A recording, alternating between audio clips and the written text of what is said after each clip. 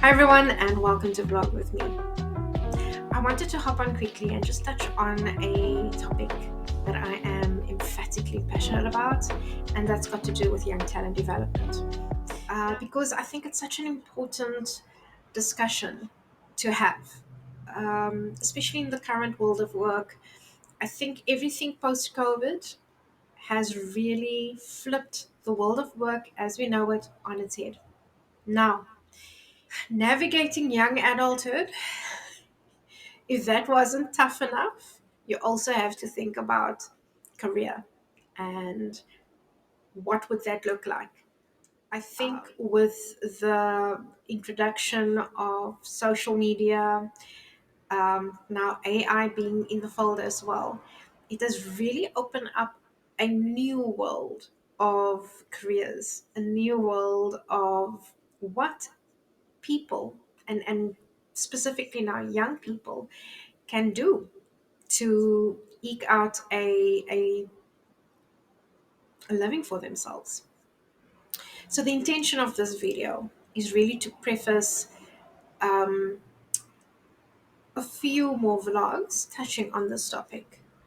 I am also hoping to have some speakers or some guests with me on in front of the camera, that it's not just my face and not just my voice that you hear and that you see. Now, I just want to share a few thoughts. I'm not going to go too much into detail. I will unpack and uncover more detail going forward. But just a few considerations. If you are somebody that are studying at a tertiary institution and you are nearing the end of your undergraduate degree, please make a point of getting familiar with and loving the LinkedIn platform. This is a platform that is really just going to help you start thinking in a more professional manner, that is going to help you to frame your business communication skills. Because I'm sure that you would agree with me. With each social media platform, there's a different way, tonality, style of engaging and of communicating. LinkedIn is where the professional magic happens. LinkedIn would also be the place where you typically would be interacting with the very individuals whose attention you want to capture. What is nice with LinkedIn is that it's also a practice ground where you can really refine your communication skills, where it is a digital footprint of your paper based CV or resume or curriculum vitae or whatever you want to call it. Now, the reason why I'm highlighting that is this is where you learn some brevity. And yeah, I realize pot calling kettle black because some of my videos are a bit long. Um, but I'm trying to educate, I'm trying to convey messages. So, just track with me. But on LinkedIn, this is where you learn brevity. And I almost want to encourage you to also consider Twitter.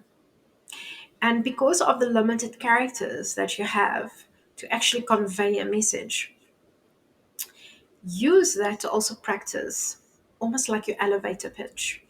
Because if you go and interview for a graduate program, what does that elevator pitch sound like? And what are you going to say to make the interviewer, the recruiter, sit up and notice? When you've got a CV, when you're starting to format it, there are so many templates out there. What I would suggest when you are drafting your CV, make sure the details are on there for recruiters to be able to contact you. It's a small detail, but very, very much overlooked. So have a email address. It can be a yahoo.com, it can be a gmail.com, but make sure that you have got contact details up to date and easy, that makes it easy for a recruiter to get hold of you. Social media platforms. Now, we typically use those to exhibit us living our best lives. But, dear young person, can I please ask you to refrain from posting pictures or videos of you doing body shots or anything else that might cause you to cringe when you're 40? Okay? Corporates use social media platforms to vet candidates for jobs. So, in this case, and in your context, when it comes to reviewing and vetting candidates for graduate programs or internships, um, if there are people that have really struck a chord with a recruiter, best be sure they will they will be doing a thorough search. So check your Facebook, check your TikTok, Snapchat. I don't even know what other platforms there are these days, and I know I'm giving my age away now, but all I'm just saying is do a proper sweep of your platforms and look at the content that you are posting. Something else that I think is quite important for you to be mindful of is communication. Now, the way you communicate and interact and engage with your BFFs, with whoever else you come across in the street, is worlds different to how you would communicate within the professional space. Now, I'm sure a lot of professionals out there might also differ with me, um, but this is me. This is my opinion, my perspective. Use it, don't use it. But to me, the way you convey yourself, the way you communicate is a reflection of who you are.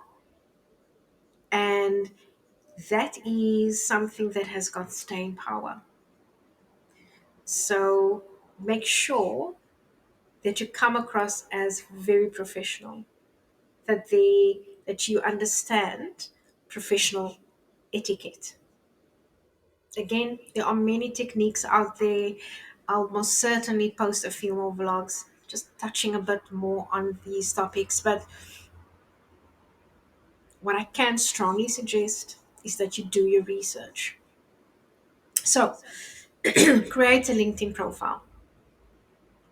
Um, Follow companies, businesses, business people that are in those companies that you resonate with. Um, because I'm pretty sure you might have an idea of individuals who you would like to emulate. There might be certain behaviors that you would like to emulate within the professional environment.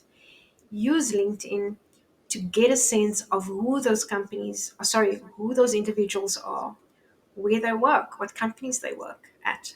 A lot of companies do have company pages on LinkedIn. Follow them. Um, I would also suggest that you get up to speed with general knowledge, what's happening in the news, what's happening globally, um, what's happening in the world of business. Because these are questions that recruiters, that business managers will ask you, especially also if you are interviewing for a graduate program. Right from the start, when you are being interviewed for an internship, that recruiter, that interviewer, is wanting to get a sense of why are you applying and why did you apply specifically to this company. So, do your research about the company. Don't waffle. Please don't waffle. Make sure that your notifications on LinkedIn are up to date so that you are always in the know when companies are announcing or advertising graduate programs, internships, learnership opportunities. when they are advertising or promoting open days, whatever opportunity there is for you to really come into close proximity and contact with a business, with a corporate, take full advantage.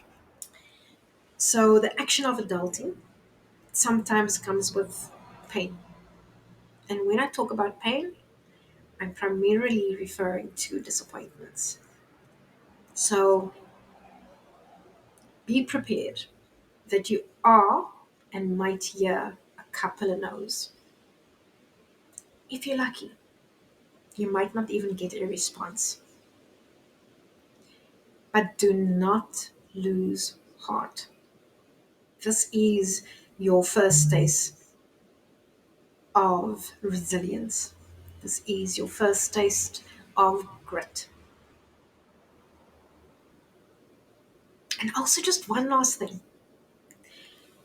If you see somebody on LinkedIn that you think might be a great mentor, and you might be the type of individual that is very confident, please don't reach out to the person on Facebook. Okay? Don't reach out to the individual on TikTok or on Instagram or on Twitter. I know it might feel like the playing field is a bit level, and I know that on those platforms you might feel like the playing field is a bit more level, and the style of interaction and engagement there is a bit more in your wheelhouse, so you'll feel more comfortable to reach out there. Please don't. The platform where you're going to initiate contact has to be on LinkedIn, because you want to set a professional tone. Because you don't know the person and the person doesn't know you. And again, going back to research. So when you're going to introduce yourself, do it respectfully and not start off with, hey, Inga, or how's it, Inga? No. Good day, good evening, Mrs. Well, sir or madam. Again, this is me. I think where certain things are concerned, I can be a bit old school, but you know what? It has worked for me.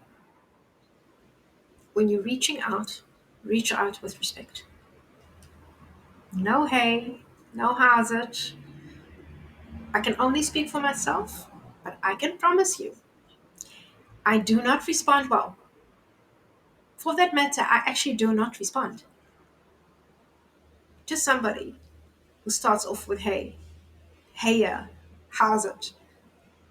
I don't know you. I don't know you like that. We're not beer buddies. So, good day, good evening, sir, ma'am.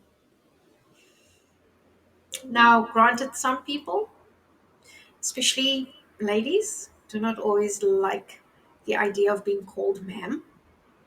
So maybe refrain from doing that. Um, a simple good day, good evening, that will suffice. Um, there's a lot more that I can think of, but these are just sort of the subtle nuances that I think are so often overlooked, um, that I just wanted to start off with. And also, I invite you, if there's any specific question that you want to ask on this topic, if you've got any uncertainty, if you have any uncertainty about what to do, how to even start, where to start, please drop comments on this vlog. Now, with all of that being said, I wish you all of the best. If you have applied for an internship or a graduate program or learnership, good luck and when you get the green light, I almost said if, but let's be positive, right? So when you get the green light and you are accepted onto any one of those programs, enjoy it, learn as much as you can, volunteer if there are projects as much as you can. But this is the time where you need to be an absolute sponge and enjoy it. Just enjoy it. Thank you for vlogging with me, and we chat soon.